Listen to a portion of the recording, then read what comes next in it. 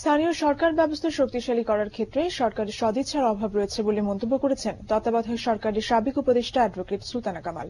রাজধানীর একটি হোটেলে উন্নয়ন সমন্বয় ও সেন্টার ফর আরবান স্টাডিজ আয়োজিত সেমিনারে তিনি একথা বলেন। সেমিনারে এই ব্যবস্থার দুর্বলতার জন্য আইনের অসঙ্গতি এবং তা বাস্তবায়ন না হওয়াকে দায়ী করেন বিশেষজ্ঞরা।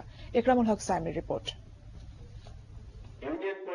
স্থানীয় সরকার বিষয়ক সেমিনারে সাবেক উপদেষ্টা সুলতানা কামাল বলেন, সংবিধানে স্থানীয় সরকারকে শক্তিশালী করার কথা থাকলেও এ বিষয়ে সরকার উদাসীন। তাছাড়া ডিসিসি বিভক্তি নিয়েও সরকারের সমালোচনা করেন তিনি। এই দ্বিখণ্ডিত করা হচ্ছে, এখানে এটা করা হচ্ছে, ওখানে ওইটা করা হচ্ছে, নানান ব্যাপার করা হচ্ছে। আমরা কিন্তু বুঝতেও পারছি না যে কেন কি করা হচ্ছে।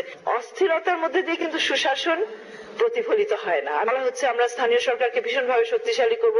আমার কাছে কিন্তু অনেকে এসে বলে যে আমরা নির্বাচিত হয়েছি, বিশেষ করে নারী সদস্যরা, আমরা করবোটা কি? আমাদের তো কোনো কাজ নাই। সরকারের সেখানে আসলে সেরকম কোনো রাজনৈতিক সদিচ্ছা দেখা যাচ্ছে না।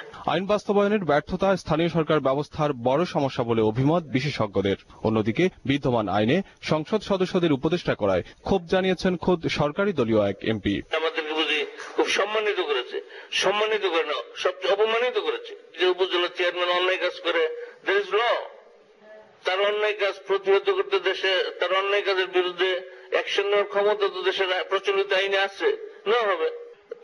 আমি বাধ্যতামূলক উপদেষ্টা হইতে হবে, জোর করে না মানলাম। আইন ব্যাপক এবং শক্তিশালী হওয়া সত্ত্বেও এর প্রয়োগে, বাস্তবায়নে বেশ কিছু সমস্যা আছে। মুক্ত আলোচনায় অংশ নিয়ে স্থানীয় সরকারের নির্বাচিত প্রতিনিধিরা প্রচলিত আইনের নানা অসঙ্গতি তুলে ধরেন। 408 আইনের মধ্যে 34 ধারায় যে আইনটি আছে, যে এটি আমাদের আইনে আমরা ইতিমধ্যে আমরা বলেছি এটি কালো আইন। দুই দলেরই নির্বাচনী ইশতেহারে, গত নির্বাচনে যে ইশতেহার তারা প্রদান করেছিলেন, এই নির্বাচনী ইশতেহারে নগরস্থানীয় সরকার সম্পর্কে কোন দিক নির্দেশনা নেই। তৃণমূল পর্যায়ে সেবা পৌঁছে দিতে স্থানীয় সরকার ব্যবস্থাকে আরো শক্তিশালী করার বিকল্প নেই বলে সেমিনারে মত দেন বক্তারা। একরামুল হক সায়েম, দিগন্ত টেলিভিশন, ঢাকা। মেঘনা